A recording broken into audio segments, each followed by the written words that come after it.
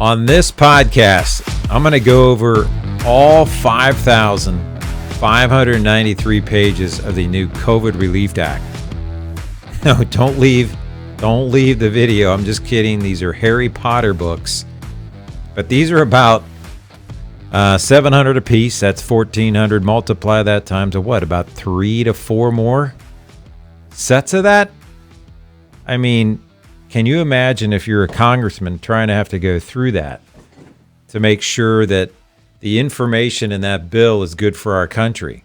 That's just crazy, have to go through all that. So what I've decided to do is I have a magical sticky note. It's called Sticky Note Finance. It's going to appear right here, right next to me here in a few minutes. And I'm going to show you the main points of this bill that I thought are important to bring out to you. Now, with that being said, my disclaimer is make sure you do your own due diligence, check with your accountant, everything, other financial professionals to make sure what I'm saying is still valid or even is the actual fact, because we're getting some further guidance on some things. So I just want to make sure you double check. But I'm going to strive to bring you the information that I saw from a bunch of different notes I've taken and put on one magical sticky note. So here we go. Let's get this done, because I know you want to get going here, but let me pull this up. So the Consolidation Appropriations Act of 2021, aka the COVID Relief Package of 2021, $900 billion has been put out there to get out into our economy in various different ways. The big one a lot of people are very interested in is the stimulus check, which you may have already started to receive into your bank accounts via direct deposit. So check that out. If you haven't gotten them, there's some provisions here that, especially if you didn't get your last one and this past year, that you can, my understanding is, apply that against your 2020 tax bill if you have one. So check with your CPA on that as well. But here's this some of the details on this. $600 rebate per adult and any child under 17 years of age. Now, if you are a dependent adult, meaning you're living with your parents, maybe you're 30, 35, something's happened, you got to be there, and you're a dependent of them, you're not getting a check, unfortunately. And there's some AGI limitations too, adjusted gross income. I'm going to go over that in just a minute.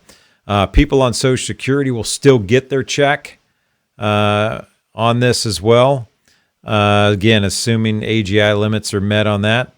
No adult dependent children. I just went through that. That includes college students that you're seeing there on the top. I need to look at this here because this is a lot better. Tell me where I need to be. College students. So unfortunately, my daughter has found out no stimulus check for her on that. Income limits based on a 2019 tax return. If no 2019 tax return, I believe you can go back to your 18. And then if you didn't qualify for the first one and your income is lower now, again, you can look to have it apply on your 2020 return, as I mentioned on that other situation too. AGI, if you're under 75,000 as single, you're getting a check. And then for every $1,000 earned above 75,000, you get a $50 deduction off your check. I got a little thing there. I got to fix that up. Look at that.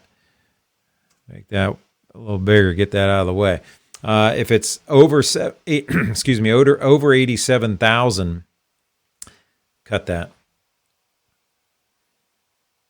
AGI under 75,000 and single.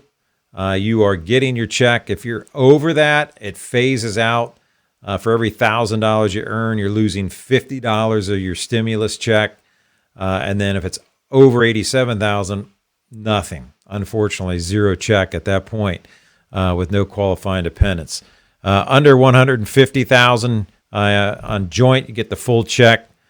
For every 1,000 earned, same situation, you lose $50 of that check. And then once it gets over 174,000, zero check with no qualifying dependents on that. Now, if your kids qualify under 17, there is no limit. So you literally could have 5 kids, 6 kids getting $600 a piece on that. So if you've got that big family, here's a nice little check coming, multiple checks. Heads of household under 112,500, you get the full check. Anything above 124.5, zero check on that. And I've seen another number there, so you might want to check that out. But I believe that is the phase out number. I mentioned before, if you didn't get your stimulus check, you can claim that on your 2020 return. Individuals with Social Securities, you're going to have Social Security number. You got to have that to get a check unless it's a mixed immigration family, and I'll talk about that here in a little bit. And a little small plug here for the sponsor of this, Wilkins Wealth Management Group. Greatly appreciate if you're getting value out of this podcast. Please feel free to subscribe to the channel. Let me show you that real quick. You can hit that subscribe button here. Actually, let me pull up a different shot. You can hit that subscribe button right here. Smash the like button on these videos, guys, if you can, if you're liking it. That helps get these out to more people across the YouTube universe, if you will. So I greatly appreciate that. And if you want a complimentary financial plan consultation, give us a call. Let me get this back into the main thing here. Give us a call at 888-428-4483. Take a snapshot of that. Or you can visit our website, pursuefinancialfreedom.com. Click complimentary financial plan at the top, and it'll take you to a link where you can start entering data in for your complimentary financial consultation. So greatly appreciate if you can share things out to your social media, Facebook, whatever. That would be awesome if you like this. If you're a divorced parent and you are claiming your child, then you actually get that check for $600 for the child. But if you're not, unfortunately, you don't get the check on the other side. People on supplemental Social Security income qualify as long as you meet the AGI requirements. And here's that thing. Families with mixed immigration status with Social Security numbers for one spouse and qualifying children can get $600 as long as that child and one of the joint filers has a Social Security number, if that makes sense. Okay, moving up. This is a separate item, not on the bill per se, but I'll make a quick note of this. I'll show you this when I go to my channel as well. But there is, let me switch the shot again. I got a video out here. It's on $50,000 student loan debt proposal forgiveness.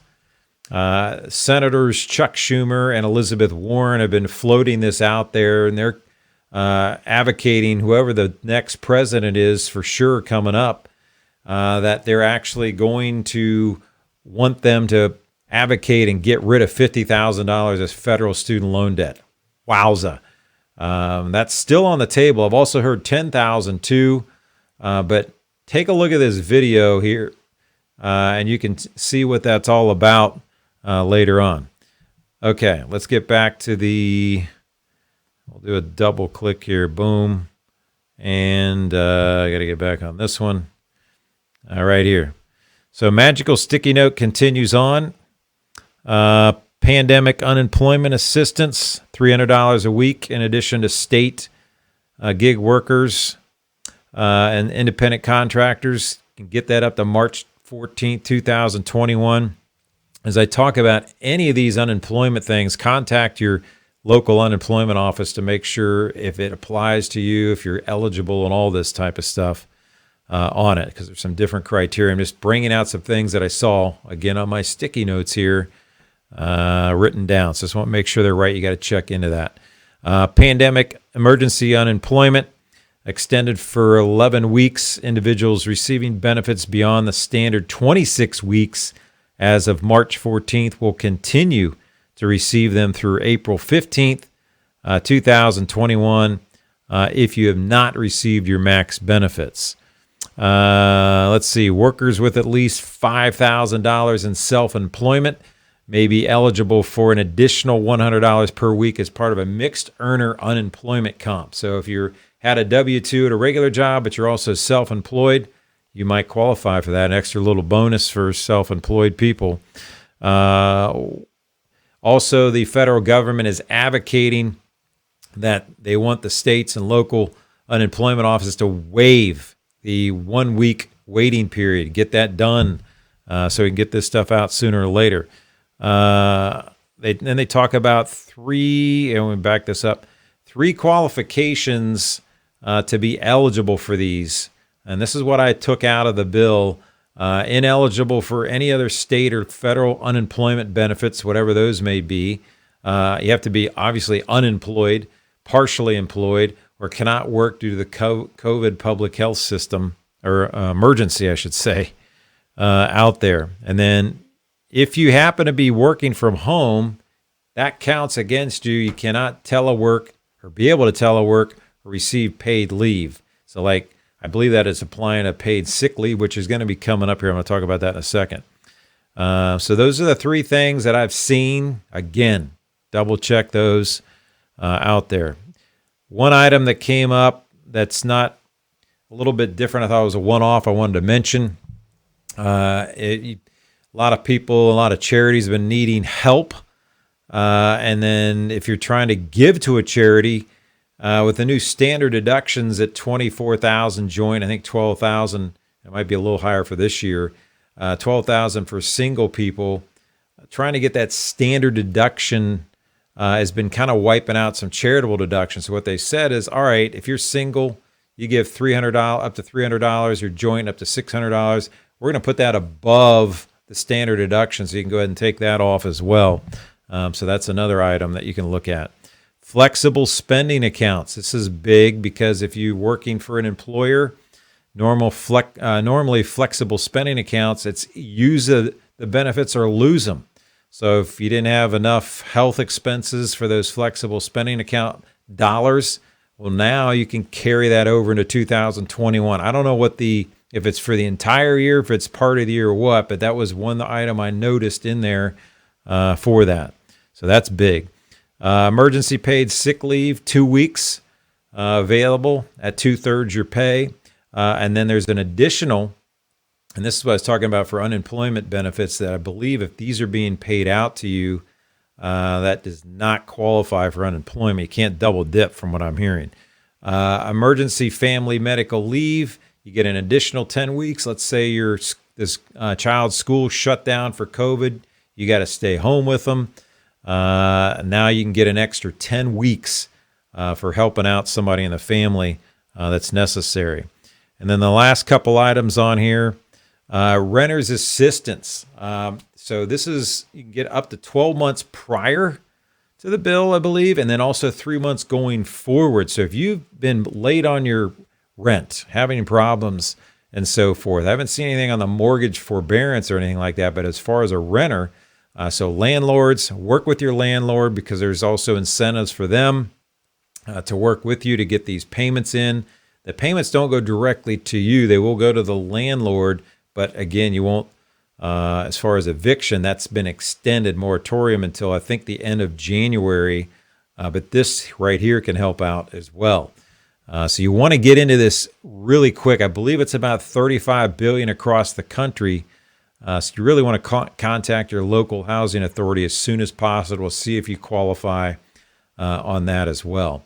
And then for small business owners or just businesses in general, there is no business liability protection in this bill from what I could tell. They were talking about that to provide some protection, but I don't see it yet. And then state and local funding has been shot down as well. They were talking about trying to get some money to state and local governments that were hurting on their expenses and their budget and so forth, but that does not appear to be. Also, at the end, last big surprise here is that, as you've probably been hearing, they were talking about a $2,000 stimulus check, but as of right now, it's only gotten through the House. The Senate didn't get through there, but we'll see after the elections here are finished up in Georgia, and then confirmation of the electoral votes, what may happen here coming up with the final confirmation of the election what will happen in Congress after that. So again, if you're getting value out of this, guys, please, love to have you subscribe to the channel, pass it along to your family members, share it on social media. Greatly appreciate that. And then additionally, if there's any questions you have for me, or if there's any information you think I need to know to get out to everybody, send that along to me. I'd love to take a look at it. I greatly appreciate you watching the podcast. And until the next one, God bless.